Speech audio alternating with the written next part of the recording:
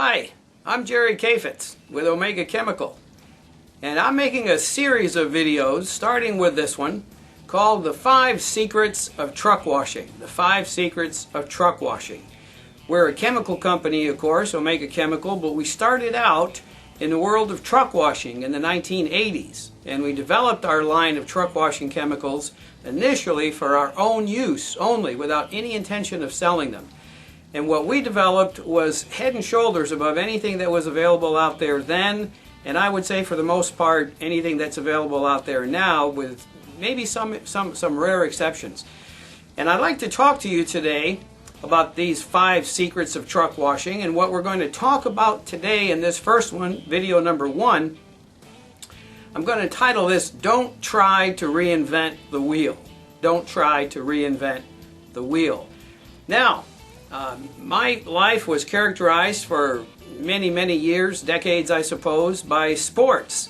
I was involved in a lot of sports. My sport of choice was alpine skiing. I competed for 15 years, several years as a professional, traveled around the world and competed and taught and made a good living at it.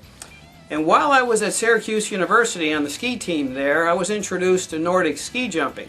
Now, what does that have to do with truck washing? Nordic ski jumping. Let me tell you what it has to do with it. I learned back then that there was a standard for form. There was a form that was correct in terms of the physics involved for ski jumping, and that there was really no room in that sport for reinventing the wheel. There was a basic form that the jumper assumed, turning his body into an airplane wing with the skis underneath flat, the body on top, creating an airplane wing to create lift and pressure from underneath. And he flew, a ski jumper flew, much as an airplane flies, with those kinds of principles. As Budget Mobile Truck Wash, we understood that we needed a reliable, simple, efficient, and inexpensive method of delivery for our chemicals, delivery. And we chose downstream injection. And we chose to inject chemicals downstream from the pump, so the chemicals which have to be corrosive by nature. There's no getting around that. If you don't have corrosive, aggressive chemicals, alkalines and acid, what you've got is a lubricant for your brush. That's what you've got. And my contention has always been, you don't need to brush. You don't need to brush. If you do, you got the wrong chemicals, plain and simple.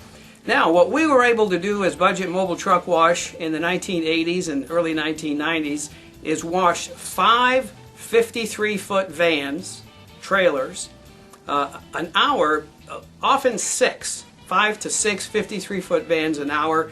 We were charging $15 back then for a van, so you do the math. I mean, we're pushing $100 an hour here in the 1980s, and that's because, for the most part, or initially anyway, we have this efficient delivery system. Let me talk to you a little bit more about this, downstream injection.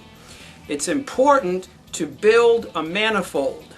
These are illustrated on our website, omegachemical.com, where the downstream injector, one downstream injector can select through a system of valves, 1/4-inch brass ball valves, turn one off downstream from the injector, one on, one chemical draws, reverse those valves, the other chemicals draw, and they give you the chemicals at the end of the gun. Now, I know what a lot of people are thinking, oh, I got to have the chemical lines go all the way out my hose to the end of the gun. No, you don't. You really don't. And if you do, you've probably spent a lot of money on the system, way more than you need, and you've complicated the process. This is why I entitled this video, Don't Reinvent the Wheel. You've complicated the process more than you need to. You say, well, it's working for me. Well, listen, a lot of people are successful, and in a way, they're successful in spite of themselves. Now, you may have the skills and the ability and the intelligence to make up for things, but I'm talking to you here about what is the most efficient method. Build a manifold, have the ability to select from 2 chemicals, 3 if you want, inject to the high pressure hose downstream from the pump, and lastly, and this is important, order your steps. Order your steps.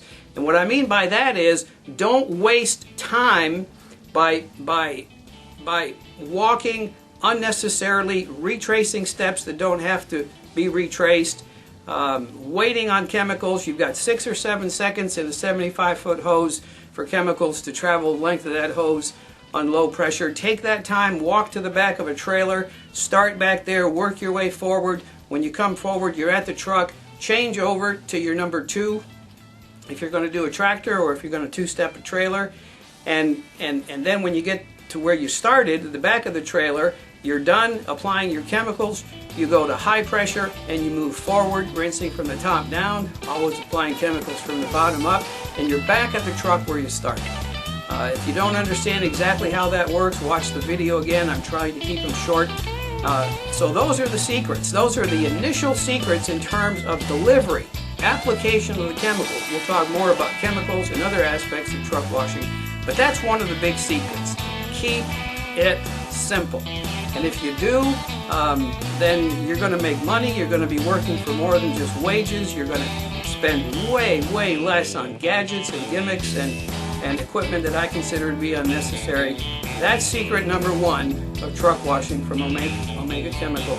Don't try to reinvent the wheel. Thanks for watching this video.